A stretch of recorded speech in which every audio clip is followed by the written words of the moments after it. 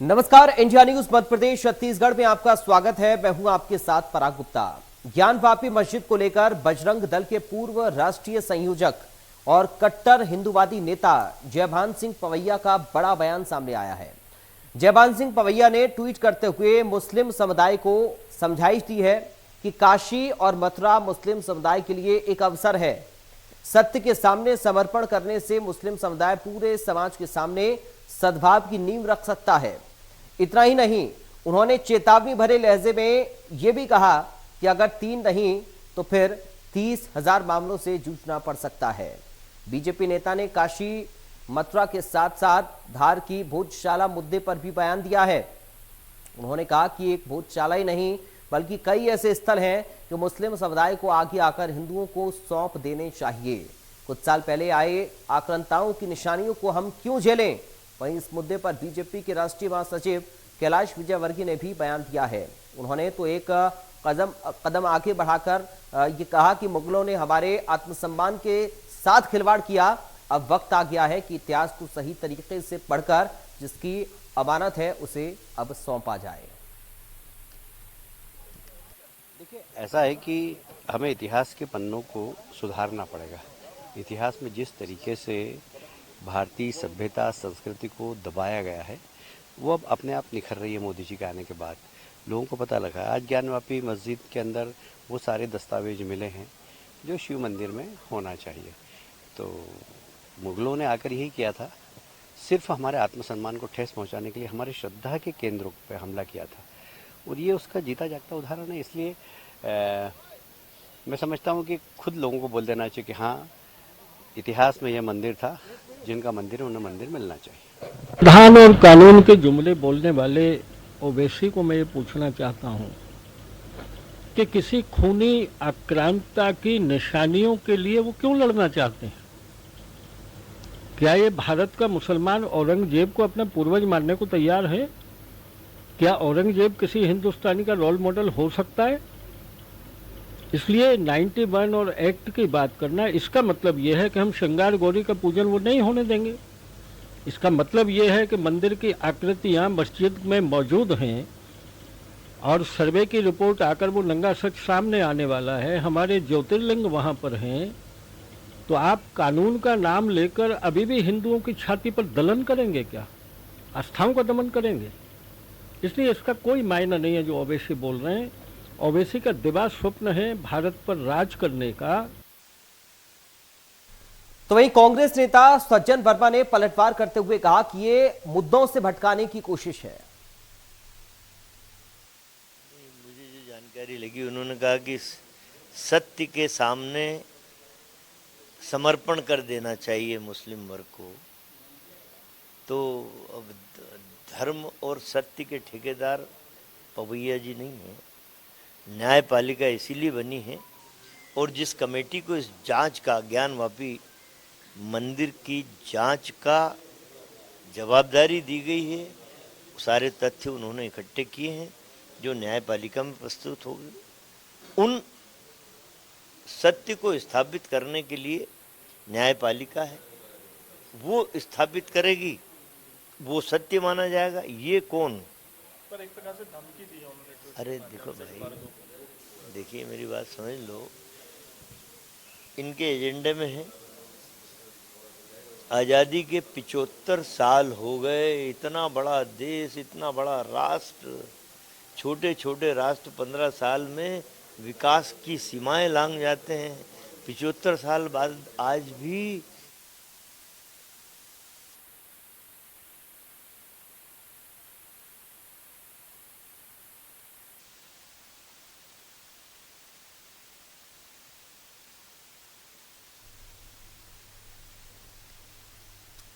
और हमारे साथ 2 खास मेहमान जुड़ गए हैं चर्चा के लिए। सीधा आपका परिचय करा दूं।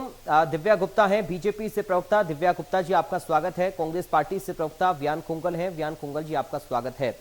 शुरुआत दिव्या गुप्ता जी आप ही के साथ में कर रहा हूं। पॉलिटिकल रिएक्शन लगातार सामने आ रहे हैं ज्ञानवापी को लेकर।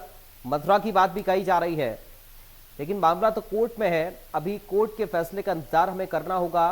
कोर्ट में चीजें चल रही हैं, तो फिर क्यों पॉलिटिकल रिएक्शन की जरूरत है इस मसले पर अभी?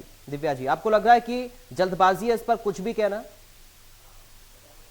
पराग जी, एक्चुअली ज्ञानवापी का जब नाम आया, जी। और उसका नाम ही अपने आप में इंगित करता है कि ज्ञान की जहाँ पे पूजा होने वाली थी वो ज्ञानवापी, पर वो मस्जिद कहलाने लायक ऐसा लगता है कि नहीं होनी चाहिए थी, क्योंकि वहां पे जितने साक्ष्य प्रमाण थे, चाहे वो गौरी शंकर की पूजा थी, चाहे वो बाहर की दीवार थी, चाहे वो नंदी जी थे, हम्म। जो सब कुछ थे, तो वो इंगित तो यही कर रहे थे। अब उसके ऊपर ढांचा किसी ने कुछ भी बना लिया हो, जैसा कि हमने एक और देखा था कि बाबरी मस्जिद का ढांचा भी इसी तरह से था। हम्म। तो अब वो अगर था और वो गलत था, बनाया हुआ गलत था, तो उसमें अगर ये मांग उठी कि इसको अगर हम सर्वे करे जाए, इसको हम देखें, परखें, जांचें, और गर्भगृह में जाके उसके जो बंद कमरे हैं उनको खोलें, तो क्या गलत था? बिल्कुल गलत नहीं था। अब कल जब वहां पे वजू की जगह पर जहां पे आपको शिवलिंग मिला है, जी। वो अपने आप में इंगित कर रहा है, क्योंकि नंदी अगर देख रहे हैं तो नंदी के सामने शिव तो होने हम्म। पड़ेंगे, तो नंदी तो यूं ही नहीं देख रहे थे।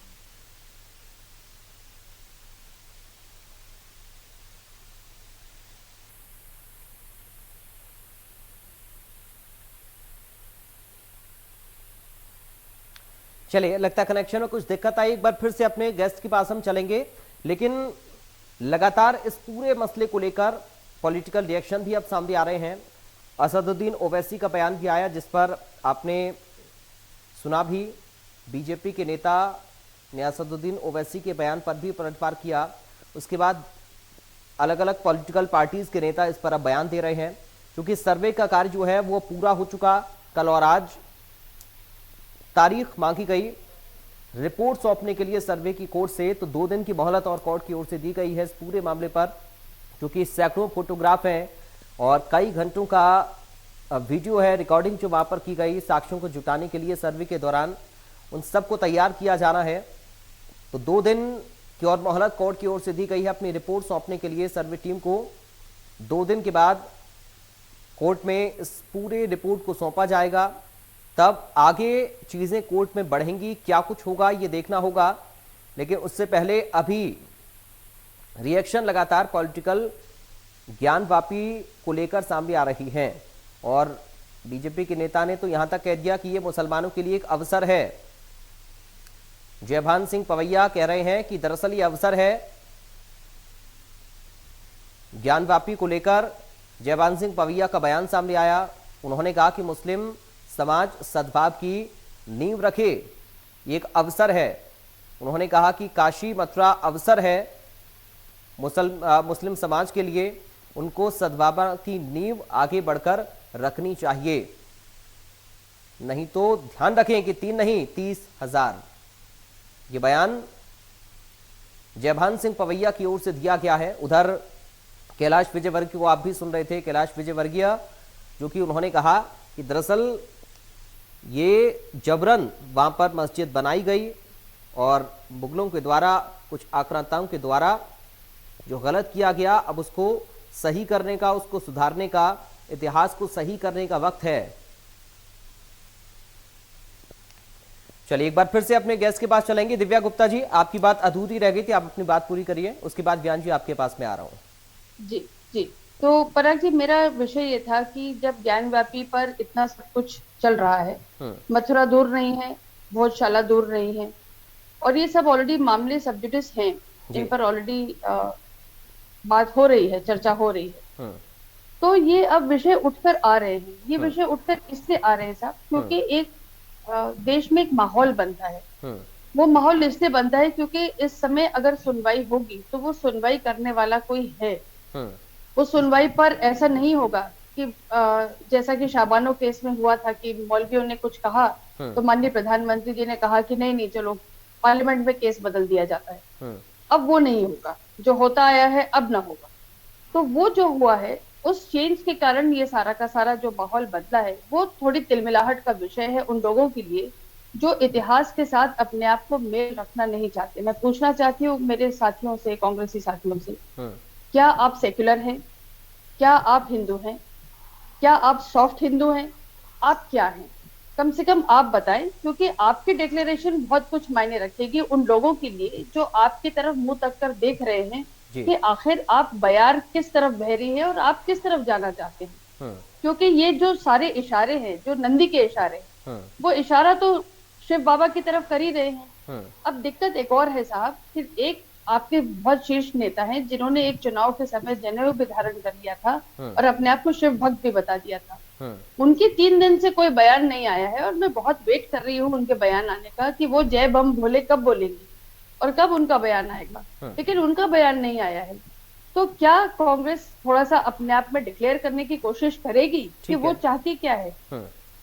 चलिए वियान खोंगल जी से अब जवाब ले लेते हैं। वियान जी, आपकी पार्टी के ऊपर सवाल दिव्या गुप्ता जी ने उठाया और सवाल बीजेपी के नेता के वक्तव्य पर भी है। वो कह रहे हैं कि यह अवसर है, सद्भावना की नींव रखें मुसलमानों के लिए।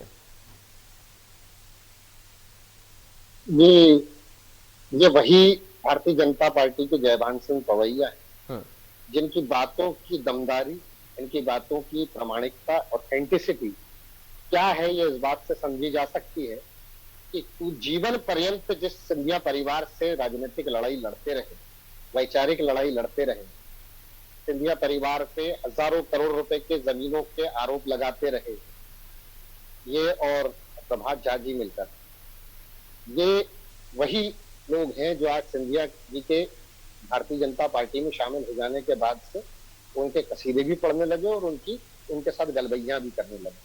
तो इन लोगों की ऑथेंटिसिटी नहीं है, इन लोगों की बातों में प्रामाणिकता और दमदारी नहीं है। रही बात भगवान भोलेनाथ के मंदिर की, तो नमामि शमीशान निर्वाण रूपम विभुम व्यापकम ब्रह्म वेदस्व रूपम, भगवान भोलेनाथ सृष्टि के, मान लीजिए आपकी सृष्टि सारी भगवान भोलेनाथ के भीतर समाई हुई है। ये मैं नहीं कह रहा हूँ, ये सारे वेद और पुराण इस बात को चिन्हित करते हैं, और इंगित करते हैं कि भगवान भोलेनाथ का जो स्वरूप है वो स्वयं सारा ब्रह्मांड उनके भीतर समाया हुआ है। इसलिए धर्म का राजनीतिक दुरुपयोग जिस प्रकार से आज देश के अंदर चलन चल चुका है, और ये जो बयार इस देश के अंदर चली है नफरती राजनीति,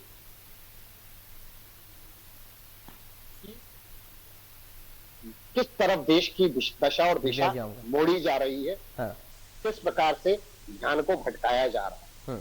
और हम हिंदुओं को, और खासतौर से चैतन्यशील हिंदुओं को ये इस प्रकार से ये भटका नहीं पाएंगे, मूल मुद्दों से ये भटका नहीं पाएंगे। मेरा मानना है कि यदि कोई भी विवादित जगह है, कोई भी विवादित अगर स्थान है भी जी, तो उस पे बैठ वहां पे डायलॉग क्रिएशन के लिए एक प्लेटफॉर्म को तैयार किया जाए। उसकी जवाबदेही किसकी है? शांतिपूर्ण ढंग से यदि किसी विवाद का हल निकाला जा सकता है तो उस शांतिपूर्ण ढंग से विवाद का हल निकालने की जवाबदेही किसकी है? तो सत्ता के ऊपर से लेकर नीचे तक काबिज है। 17 साल से मध्य प्रदेश में उनकी सरकार है, 8 साल आज केंद्र में होने जा रहे हैं। क्या इसीलिए हमने चुना था इन लोगों को?